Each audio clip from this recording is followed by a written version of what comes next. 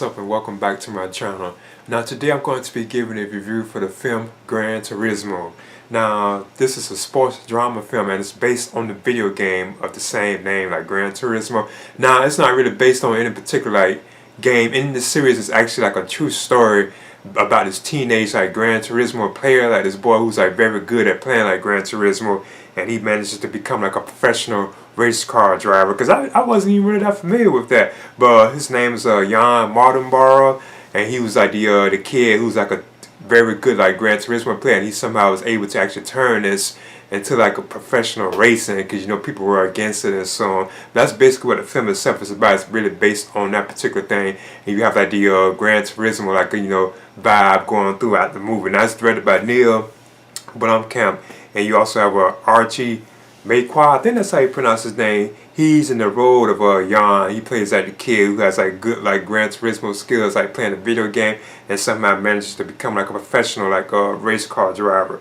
You also have David Harbour in the film. He's his trainer and so on, because David Harbour plays the character known as Jack Salter, and he's a former professional racer too, because you get to see later in the film about what happened with his past and his history and why he became a mechanic. He went from being a professional racer to a mechanic because something tragic happened in his past. And then you also have Orlando Bloom in the film as Danny Moore, and he's this marketing executive at Nissan, and he's also the one who's the founder of the GT Academy. So he's the one who's trying to find these sim players, these sim drivers who are playing the Gran Turismo game. He wants to turn a lot of them into professional race car drivers. So he's the one who's actually behind that.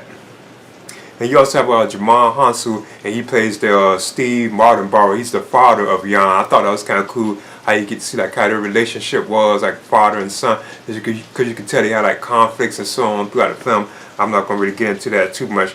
And you also have Jerry Halliwell, I think that's how you pronounce it, who plays Leslie Mardenborough, and she's Jan's mother. I think that's what they call him, Jan or Yan. It's spelled Jana, but that's what they call Yan. Now there's also I guess you could say the antagonist of the film. Actually, the antagonist of the film is Nicholas Kappa. I guess you could say he's kind of the villain of the film, because he's a driver who rivals Jan. He's played by Joshua Stradowski. I think that's how you pronounce it. Yeah, because at times when they're racing and so on, I'm surprised that stuff was okay, because I wasn't really that familiar with the real life of racing. He'd be trying to run Jan off the road and be hitting him and stuff with the car as they're racing and so on. He's very I forget what you call the word, competitive and so on. He kind of almost cheats and so on. You could tell he's definitely the antagonist or the villain of the film. But I thought David Harbour and Orlando Bloom, it looks like they're enjoying their roles, they really performing their roles pretty good. And I thought Archie as Yan, I thought he was they were pretty cool in the role. He also has a brother too as well. I forget what his brother was called. Yeah, his name is Kobe Mardenborough, because there's a scene in the film where they get into trouble with the police, because they're at this site where they're drinking alcohol and all that kind of stuff, and they get into a car and drive off, and the police is after them and so on. So I thought all that was kind of interesting, because you could see right there how much danger, how much trouble that Jan himself can get in, because he was still living with his parents and so on and everything like that, and his father didn't want him to be doing this race car, be playing video games and so on, but it really did go that far though. He was such a good player that he was actually competing to the Gran Turismo racing thing, and he became a professional driver. So that's basically what the film is about, the true story of that. Now throughout the film, you can tell, I feel it's it's very well made, and I kind of the visual style of it at times, because they bring in video game elements, how you can see the car forming around Yan, it's in his mind and so on. He can see lines on the road, like a video game type line, racing line appear, and he'll know to turn that way and so on So I thought the moments that was pretty cool, the technology that they had in the film when they were showing stuff like that.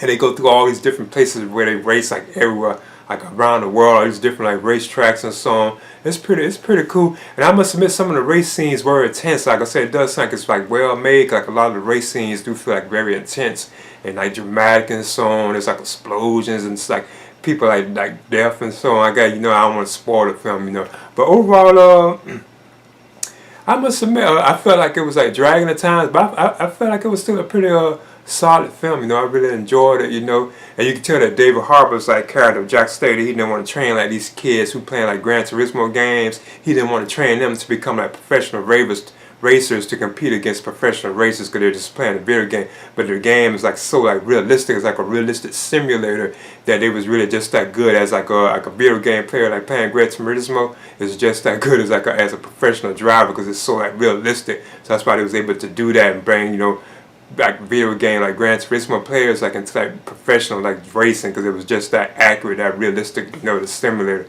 But in the end, I can say it was still a pretty entertaining film. It was solid. It felt like it was like too long, seemed like it at times, but I still thought it was a pretty entertaining film. But it did feel like it was like just like too long.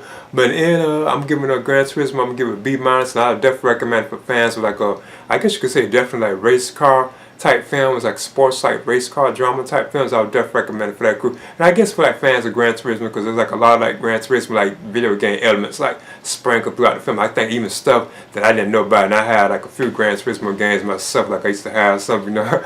But anyway, I'm giving this a B-. Please leave a comment and subscribe too as well.